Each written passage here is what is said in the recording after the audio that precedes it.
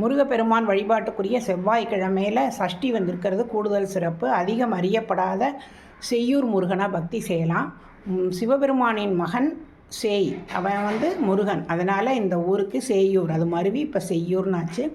பாண்டிச்சேரிக்கு முன்னாடி மரக்காணம்னு ஒரு ஊர் வரும், அதுக்கிட்ட இந்த கோவில் இருக்குது. சுவாமி பேர் கந்தசுவாமி, வள்ளி தேவசேனா சமேத கந்தசுவாமியாக அருள் பாலிக்கிறாரு. சிக்கலில் வேல் வாங்கி திருச்செந்தூரில் சூரனை சம்ஹாரம் பண்ண பிறகு அந்த பாவம் நீங்க இங்கே சிவலிங்க பிரதிஷ்டை செய்கிறார். சுவாமி பேர் சோமநாதர். இவருக்கு உதவி செய்கிறதுக்கு சிவபெருமான் சிவகணங்களையும் அனுப்பியிருப்பார் சூரசம்ஹாரத்தின் போது. அந்த சிவகணங்கள்லாம் இந்த ஊர்லேயே தங்கணும்னு ஆசைப்படுறாங்க.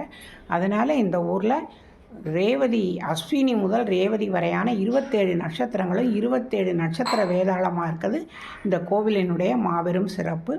இந்த 27 வேதாளங்களும் பைரவருடைய கட்டுப்பாட்டில் இருக்கிறாங்க.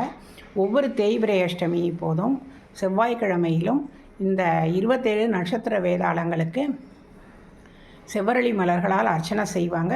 அப்புறம் பைரவருக்கு அபிஷேகம் பண்ணி புஷ்பாஞ்சலி செய்வாங்க. இது ரொம்ப சிறப்பான இந்த கோவில். 27 நட்சத்திர வேதாளங்கள் இருக்கக்கூடிய கோவில் சேயூர் முருகன் கோவில்.